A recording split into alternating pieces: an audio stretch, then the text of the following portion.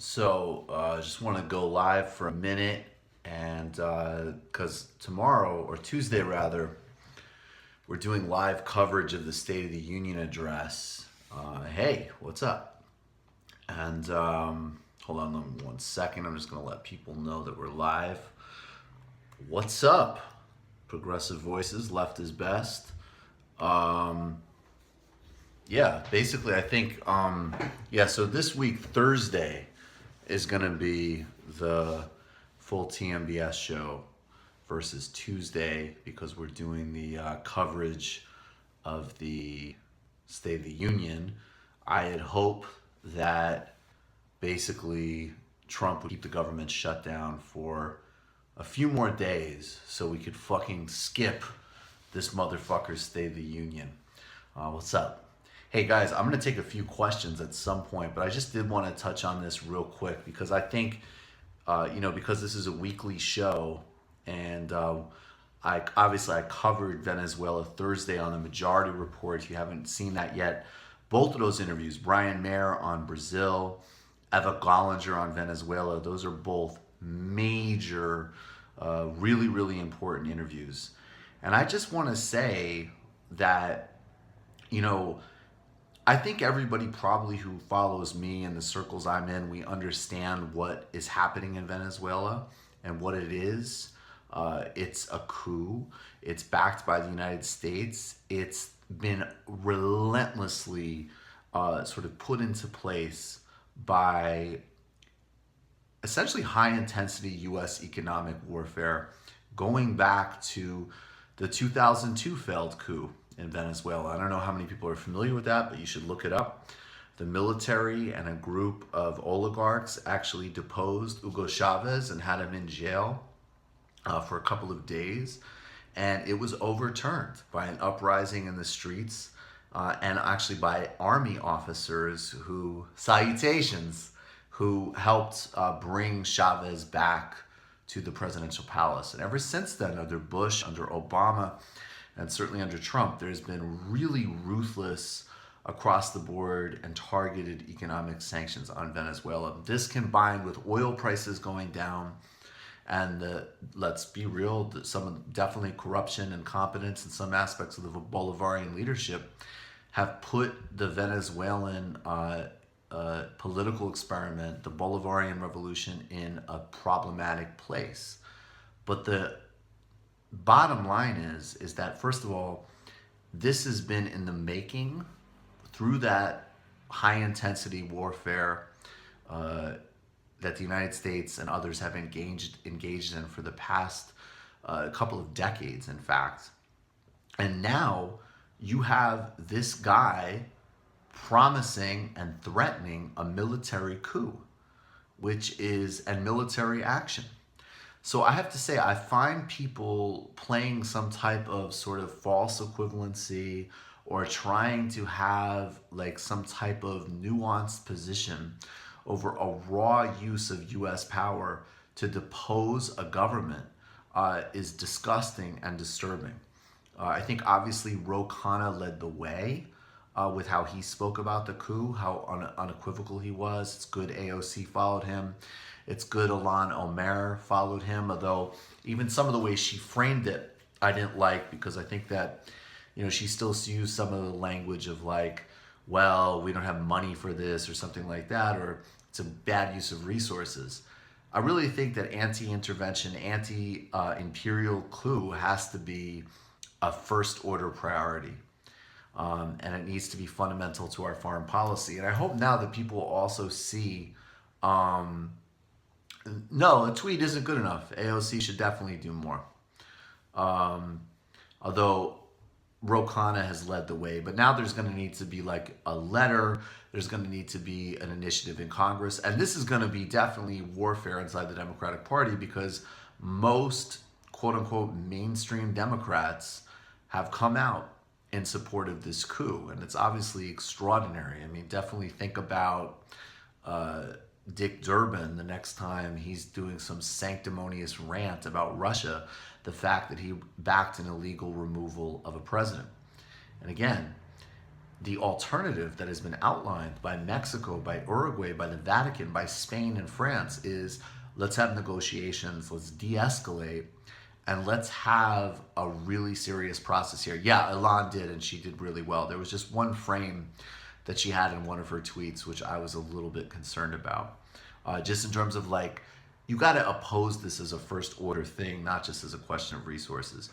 Bernie's tweets weren't great, but that leads me to the second thing that I wanted to just hit on briefly, which is that it's still Bernie, motherfucker. He is the candidate. He is the guy to support again in this race. It's so clear. It's so blatant that if you have any type of grounded progressive agenda that has to do with delivering Medicare for all, that has to do with a foreign policy that has been at least very clear on Brazil, on the imprisonment of Lula, on Palestinian rights, and also moving forward on the major issues of criminal justice reform and the ecological crisis. I mean, this is the most full-throated, clear left progressive agenda on tap. No question. It's not debatable. And so, again, just like last time, anytime there was legitimate criticisms of Bernie, I was down for it. There was legitimate criticisms of Bernie when Black Lives Matter were protesting him. His first responses to Black Lives Matter in 2016 were bad. But he improved as a candidate significantly. And those protests made him better. And I think that we're going to need to have, of course, that same attitude in terms of like pushing for improvements in all candidates. But that being said, it's like, I just don't see any other candidate in the game in the same way he is. I don't see any other candidate who's been talking about a wealth tax since the 1970s. I don't see another candidate who understood what welfare reform was, how it was seriously an attack on poor people. I don't see anybody else who's been as systemic and full-throated on Medicare for all, on dental care, on a whole range of essential services and issues. And, as I always say, like, these things are not abstract to me, at least with regards to the poverty level. I grew up with serious financial deprivation, and I've experienced and seen the other end of those policies: housing, heating, healthcare. And there's just no one else right now who has the same level of commitment and sort of systemic analysis and policy that he's brought to it. So, and it's been cool to watch other candidates improve. It's been cool to watch the whole terrain of debate improve. There's no doubt that if Elizabeth Warren was coming out of the gate in 2016 with the policy set that she's coming out of the gate with, we would have been really excited to support her in taking on Hillary Clinton. But Bernie took that jump in 2016, and now he's the most popular politician in America. And now he's the one with a robust, clear social democratic agenda, which is the bare minimum. And he's also the only one who's spoken out in any way clearly on at least some foreign policy issues. Right now, I'm thinking my ideal candidate, vice presidential pick would be a Bernie Sanders, Stacey Abrams ticket, or as a backup, a Bernie Sanders, Ro Khanna ticket. I think those are really, really good options. And, I put out the video on Kamala Harris. I think people need to be really smart about how they respond to Kamala Harris's candidacy and the innate historical nature of it and the innate positives of it. And I think also conversely, if people are not profoundly disturbed and profoundly worried about her record as a prosecutor, then I think, they're telling on themselves too, in terms of having no real kind of serious agenda as regards to things like criminal justice reform and, really dismantling the prison industrial complex, which has to be at the center of all of our efforts. All right, I'm going to take a few questions, all personal discretion. Obviously, if you tell me you've negotiated to the PayPal link, that will make it more likely. But I guess that's the honor system. Um, so, but yeah, I'll take a few questions if anybody has any questions. I'm seeing a lot of declarative statements, but not any. Oh, what is your reaction to Hillary probably running again? Oh my God, please no. Fuck. Uh, the thing with her though is, I mean, I don't think that that's actually going to happen. I think that she just wants to basically just be registered. Can I give you good news once in a while? Yes, I do think I give you good news once in a while. That's the shout out segment. And I think we cover a lot of things that are good. I have a lot of optimism about things. I like people. I think there's a lot of amazing people doing amazing work globally. And what did we say last week was Luxembourg, free public transportation. I would consider having Norman Finkelstein on the show. Definitely, as far as guest suggestions, that's a patron thing, man. Hit me up as a patron, and I will definitely put your guest suggestions much closer. I do want to get Noam Chomsky on. That's a time process. Why do you? I think the criticisms I've had of Jimmy Dore, they're there for everybody to see. Um, you've been covered. I have a pessimism about everything. Okay. Want to do a live show in Western Mass? Yes, I do. Can you get Elizabeth Brunig on TMBS? Elizabeth Brunig was a guest on TMBS already. We did an illicit history of Beto O'Rourke for patrons, but we unlocked it. You can listen to it on iTunes. Is Bernie going to announce tomorrow? I don't know, but I'm pretty sure he's going to announce soon. If they invade Venezuela, that will be almost something analogous to the Middle East type catastrophe in Latin America. What is your reaction to Howard Schultz running for president?